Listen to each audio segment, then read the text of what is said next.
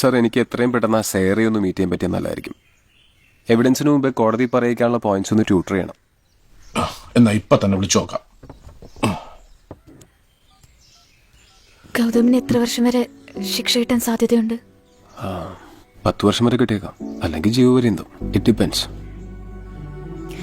ഈ കേസ് പിൻവലിക്കാൻ പറ്റുമോ? ഇങ്ങനത്തെ കേസുകൾ പിൻവലിക്കാൻ പറ്റില്ല. എന്തുപറ്റി ഇങ്ങനെ തോന്നാൻ? എനിക്ക് താങ്ങാൻ വയ്യ. കേസ് കോടതിയും. പക്ഷെ തന്റെ ഐഡന്റിറ്റി പുറത്തായിട്ട് അറിയുന്നില്ലല്ലോ. പിന്നെന്താ? തന്റെ ബുദ്ധിമുട്ട് എനിക്ക് മനസ്സിലാവും. ഞാൻ നേരിട്ട് കാണുമല്ലേ. പക്ഷെ താൻ ചെയ്യുന്നത് ചെറിയൊരു കാര്യമല്ല. പല സ്ത്രീകളും ഇത് ചെയ്യാൻ മടിക്കും. സൈറ എപ്പോ വിളിച്ചാലും വരാന്ന് പറഞ്ഞു.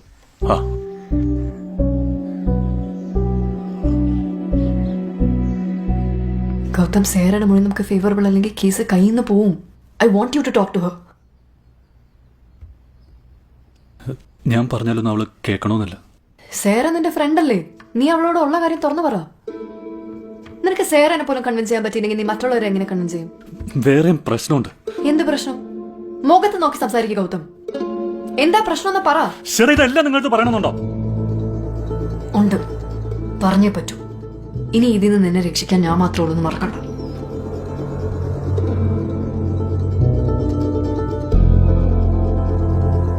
എന്തേ, പറയാൻ ബുദ്ധിമുട്ടുണ്ടോ?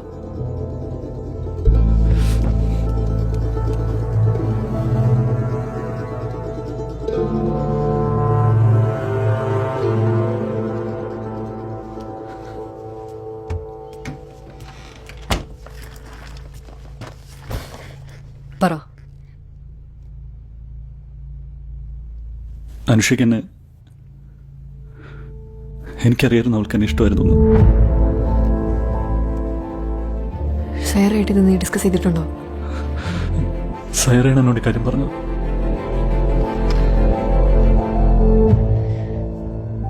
പക്ഷെ ഇത് ഇത്ര വലിയ പ്രശ്നമൊന്നും ഞാൻ അറിഞ്ഞുകൊണ്ട് ആരും ചീറ്റ് ചെയ്തിട്ടില്ല. അപ്പൊ ഞങ്ങളെയോ? അനുഷ എന്നോട് അടുപ്പം കാണിക്കുന്നതൊക്കെ ഞാൻ എൻജോയ് ചെയ്യുന്നുണ്ടായിരുന്നു. പക്ഷെ അത് ഇത്ര സീരിയസ് ആണെന്നൊന്നും എനിക്ക് മനസ്സിലായില്ല. പിന്നെ അന്ന് രാത്രി നടന്നത് ഞാൻ കരുതിക്കൂട്ടി ചെയ്തൊന്നുമല്ല. It was mutual. പ്ലീസ് എന്നെ വിശ്വസിക്കും. നിന്നെ വിശ്വസിക്കേണ്ടത് ഞാനല്ല, കോടതിയാണ്. ഞാൻ അനുവിനെ കെട്ടാന്ന് പറഞ്ഞ പ്രശ്നം തീരോ? കഷ്ടം. എന്നെ എങ്ങനെയെങ്കിലും ഇതൊന്നും രക്ഷിക്കും. ഞാൻ വേണം അനുവിന്റെ കാല് പിടിച്ച് മാപ്പ് പറയാം. അനുഷയ്ക്കെന്നല്ല, ഇനി ആർക്കൊന്നും ചെയ്യാൻ പറ്റില്ല. അല്ലെങ്കിൽ തന്നെ മാപ്പ് പറഞ്ഞാൽ തീരാവുന്ന കാര്യം അല്ലല്ലോ നീ ചെയ്തേക്കുന്നേ. നീ ആ സൈറനെ വിളിക്കേ, എന്നിട്ട് ഈ കരച്ചിലൊക്കെ അവളുടെ മുന്നിൽ കരഞ്ഞു കാണിക്കേ. നിന്റെ ജീവിതം ഇപ്പൊ അവളുടെ കയ്യിലാണ്.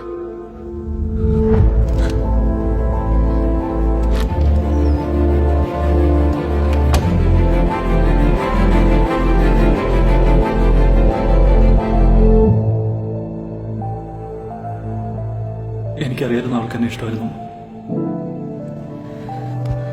അങ്ങനെ നീ ജയിച്ചാൽ നമ്മുടെ ഓഫീസിൽ പഴയ മുറി ഒഴിഞ്ഞെടുപ്പില്ലേ, ഞാൻ ഈ പ്രോസിക്യൂട്ടർ പണി രാജിവെച്ച് അവിടെ വന്നിരിക്കും. അനുഷയുടെ മാനസികാവസ്ഥ നേരിട്ട് വിറ്റ്നസ് ചെയ്ത ഒരാളെന്നുള്ള നിലയിലും അതുപോലെ ഇവരുടെ ഒരു കോമൺ ഫ്രണ്ട് എന്നുള്ള നിലയിലും സേറയുടെ മൊഴി കോടതി വളരെ സീരിയസ് ആയിട്ട് എടുക്കും. അതുകൊണ്ട് നമ്മുടെ ഭാഗത്ത് നിന്ന് യാതൊരു ഫോൾട്ടും വരാൻ പാടില്ല. അന്ന് സേറ ഹോസ്റ്റലിൽ തിരിച്ചെത്തിക്കഴിഞ്ഞിട്ട് നടന്ന കാര്യങ്ങളൊക്കെ ജസ്റ്റ് ഒന്ന് പറയാമോ? ഞാൻ റൂമിലേക്ക് കയറി ചെന്നപ്പോൾ കാണുന്നത് അനുഷ ആത്മഹത്യക്ക് ശ്രമിക്കുന്നതാണ്. അപ്പം തന്നെ ഞാൻ അവളുടെ കയ്യിൽ നിന്ന് ആ ബ്ലേഡ് പിടിച്ചു മാറ്റി. പിന്നെ കുറേ ചോദിച്ചപ്പോഴാണ് നടന്ന കാര്യങ്ങൾ അവൾ എന്നോട് പറയുന്നത്. സേറയ്ക്ക് ഗൗതമിനെ കോളേജ് സമയം മുതലേ അറിയാലോ. അപ്പൊ അന്ന് മുതൽ ഗൗതമിനുണ്ടായിട്ടുള്ള റിലേഷൻഷിപ്പിനെ പറ്റി ഞാൻ ചോദിക്കും. യുവർ ഓണർ, ഈ കേസുമായി യാതൊരു ബന്ധവുമില്ലാത്ത ചോദ്യങ്ങൾ ഇവിടെ അനുവദിക്കാൻ പാടില്ല. ബന്ധമുണ്ടോ യുവർ ഓണർ? ഇത്തരം കേസുകളിൽ പ്രതിയുടെ ക്യാരക്ടർ അറിയുക എന്നത് ആവശ്യമാണ്. Thank you your honour. പറഞ്ഞോളൂ. സേറ പരിചയപ്പെട്ട അന്ന് മുതൽ ഇന്ന് വരെ പ്രതിക്ക് ഒന്നിലധികം ഗേൾ ഫ്രണ്ട്സ് ഉണ്ടായിട്ടുണ്ടോ? ഉണ്ട്. അവരിൽ ആരുമായും പ്രതിക്കൊരു സീരിയസ് റിലേഷൻഷിപ്പ് ഒന്നും ഉണ്ടായിട്ടില്ല അല്ലെ? ഇല്ല. ഇതൊന്നും അങ്ങനെ സീരിയസ് ആയിട്ട് എടുക്കുന്ന ഒരു ക്യാരക്ടർ അല്ല പ്രതിയുടേത്, ശരിയല്ലേ?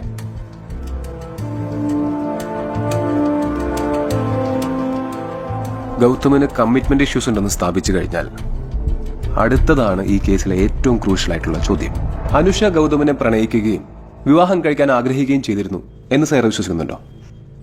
ഉണ്ട്. തിരിച്ച് ഗൗതം അനുഷയോട് പ്രണയം ഭാവിക്കുകയും വിവാഹം കഴിക്കാമെന്ന പ്രതീക്ഷ കൊടുക്കുകയും ചെയ്തിരുന്നില്ലേ?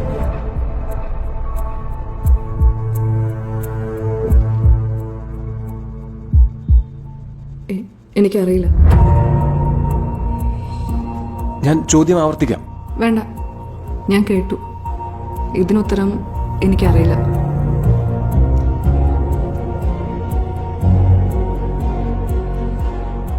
അനുഷയ്ക്ക് തന്നെ വിവാഹം കഴിക്കാൻ ആഗ്രഹമുണ്ടെന്ന് ഗൗതമിന് തുടക്കം മുതൽ അറിയാമായിരുന്നില്ലേ? എനിക്കറിയില്ല. സൈറ തന്നെയല്ലേ ഗൗതമിനോട് ഇതിനെപ്പറ്റി പറഞ്ഞത്? ഞാനങ്ങനെ പറഞ്ഞിട്ടില്ല. Your Honor, witness has already answered the questions. Yes. വേറെ എന്തെങ്കിലും ചോദിക്കാനുണ്ടോ? കോടതിയിൽ മൊഴിമാറ്റം പറഞ്ഞ ആരാ? Prosecution, do not cross your line. That's all your honour.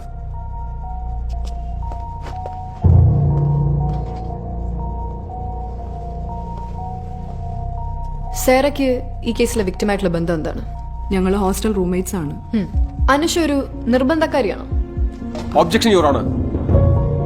Your honour, പ്രതിയുടെ ക്യാരക്ടർ അറിയുന്നത് പോലെ തന്നെ ഇമ്പോർട്ടന്റ് ആണ് വിക്ടിമിന്റെ ക്യാരക്ടർ അറിയുന്നത്.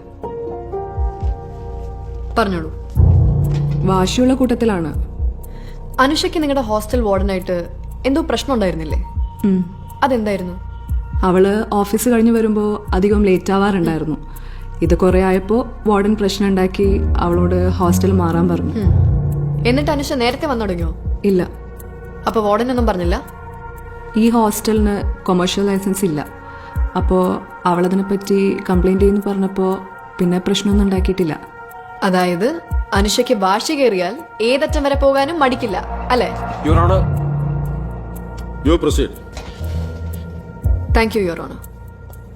അനുഷ അന്ന് രാത്രി ആത്മഹത്യക്ക് ശ്രമിച്ചപ്പോൾ സേറ എവിടെയായിരുന്നു? ഞാൻ വേറൊരു റൂമിലായിരുന്നു. കൃത്യസമയത്ത് എത്തിയില്ലായിരുന്നെങ്കിൽ അരുതാത്തത് സംഭവിക്കുമായിരുന്നു എന്ന് തോന്നുന്നുണ്ടോ? ഓ, അതെന്തൊരു ഭാഗ്യമായിപ്പോയല്ലേ. അല്ല, സേറ എങ്ങനെയാണ് മുറിക്കകത്ത് കയറിയത്? വാതിൽ പൊളിക്കേണ്ടി വന്നോ? ഡോറ് ലോക്ക് ചെയ്തിട്ടില്ലായിരുന്നു. ഓ, റൂം ലോക്ക് ചെയ്തെയാണ് അനുഷ ആത്മഹത്യക്ക് ശ്രമിച്ചതല്ലേ? ശരി. സേറ മുറിക്കകത്ത് കയറിയപ്പോൾ രക്തത്തിൽ കുളിച്ചു കിടക്കുന്ന അനുഷനെയാണോ കണ്ടത്? അല്ല, ബ്ലേഡുമായിട്ട് ബെഡിലിരിക്കുകയായിരുന്നു. കയ്യിൽ എന്തെങ്കിലും മുറിവുണ്ടായിരുന്നോ? ഇല്ല. അപ്പോൾ ആത്മഹത്യ ശ്രമം എന്ന് പറയാൻ പറ്റില്ല. എന്നാലും അതിനു മുമ്പ് തന്നെ സേറ അവിടെ എത്തി അല്ലേ? യുവർ ഓണർ, വളരെ ഡെസ്പറേറ്റ് ആയിരിക്കുന്ന അവസ്ഥയിൽ വിക്ടിമിനെ ഒരു ആത്മഹത്യ നാടകത്തിലേക്ക് നയിക്കാനുണ്ടായ 2 സാധ്യതകൾ പറയട്ടെ. സേറ അവിടെ വരികയും താൻ ബ്ലേഡുമായിരിക്കുന്നത് കാണുകയും അതുവഴി ഒരു പക്ഷേ ഗൗതമിനോട് തനിക്ക് വേണ്ടി സ്ട്രോങ് ആയിട്ട് സംസാരിച്ചേക്കാം എന്ന പ്രതീക്ഷ. അല്ലെങ്കിൽ സേറ അവിടെ വരികയും താൻ ബ്ലേഡുമായിരിക്കുന്നത് കാണുകയും അതുവഴി ഗൗതമിനെതിരെ ശക്തമായ ഒരു തെളിവുണ്ടാക്കുക. Objection your owner. ഇത് തള്ളിക്കളയാൻ പറ്റില്ല. കാരണം വിറ്റ്നസ് നേരത്തെ പറഞ്ഞതുപോലെ വിക്ടിം വാശിയുള്ള കൂട്ടത്തിൽ തന്നെയാണ്. That's all, Your Honor. Prosecution ഇനി സാക്ഷികളുണ്ടോ? No. Prosecution witnesses are over. Defence കൗൺസിലിന് എവിഡൻസ് ഉണ്ടോ? No, Your Honor. Then 313 can be posted on October 23. ഈ കേസിന്റെ വാദവും അന്നേ ദിവസം കേൾക്കുന്നതാണ്. Thank you, Your Honor. മധു, നീ പറഞ്ഞോണ്ട് മാത്രമാണ് ഗൗതം സാരോട് സംസാരിച്ചത്. ദൈവാധീന മോളെ, ആ കുട്ടിക്ക് മൊഴിമാറ്റാൻ തോന്നിയല്ലോ. അങ്കിൾ സമാധാനമായിട്ടിരിക്കെ. ഇന്നത്തെ വിസ്താരം നമുക്ക് അനുകൂലമായിട്ട് വരൂ. ആന്റി വീട്ടിൽ ഒറ്റയ്ക്കല്ലേ? നിങ്ങൾ എന്നാ ചെല്ലേ? എബിൻ ഇത് എങ്ങനെ എടുക്കും?